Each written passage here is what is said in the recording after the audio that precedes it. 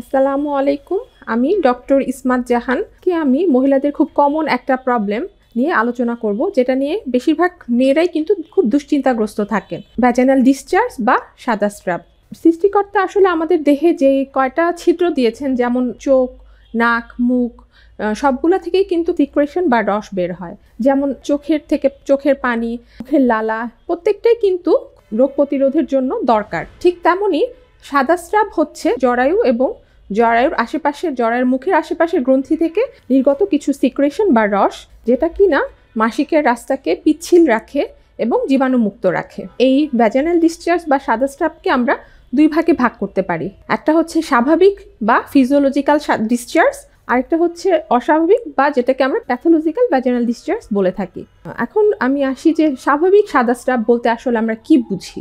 জরায়ু এবং জরায়ুর মুখের আশেপাশে যে গ্রন্থি থাকে সেটা থেকে যে সিক্রেশন বা রসটা বের হয় এবং এই রসটা সাধারণত ক্লিয়ার বা ট্রান্সপারেন্ট কালারের থাকে এবং এর সাথে সাধারণত কোনো চুলকানি থাকে না এবং এই স্রাবটা দুর্গন্ধযুক্ত নয়, সাথে তলপেটে কোনো ব্যথাও থাকে না। এবং আমরা যদি একটা মেয়ের বিভিন্ন মাসিক চক্রের ওপর ডিপেন্ড করে এই সাদা স্রাবটা কিন্তু কম বেশি তারতম্য হতে পারে। যেমন মাসিক চক্রের প্রথম দিকে এই সাদা স্রাবটা সাধারণত কম থাকে, ধীরে ধীরে পরিমাণ বাড়তে থাকে এবং মাসিকের 14তম দিনে যখন ওভুলেশন বা ডিম নিঃসরণ হয় তখন সাদা স্রাবের পরিমাণটা অনেক বেড়ে যায় এবং সেটা তরল থাকে এবং আস্তে আস্তে সেটা কমতে থাকে এবং ঘন হয়ে যায়। এই যে প্যাটার্নটা আমি বললাম সেটা কিন্তু স্বাভাবিক এই প্রক্রিয়া বা স্বাভাবিক সাদা স্রাব। এছাড়া আরও কিছু সময়ে কিন্তু সাদা স্রাবের কম বেশি তারতম্য হতে পারে। যেমন ধরা যায় যে গর্ভাবস্থায় এবং বুকের দুধ খাওয়ানো মায়েদের কিন্তু সাদা স্রাবের পরিমাণ বেড়ে যেতে পারে।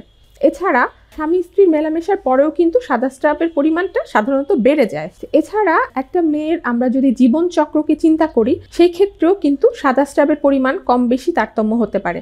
যেমন একটা বাচ্চার জন্মের ঠিক পর থেকে 10 দিন পর্যন্ত মাসিকের রাস্তা দিয়ে সাদা স্রাব যেতে পারে, ইভেন রক্ত মিশ্রিত স্রাবও যেতে পারে। তবে এটা ভেবে দুশ্চিন্তাগ্রস্ত হওয়ার কারণ নেই, বরং আপনি খুশি হবেন এই ভেবে যে বাচ্চাটির মেয়েলি গঠন স্বাভাবিক রয়েছে।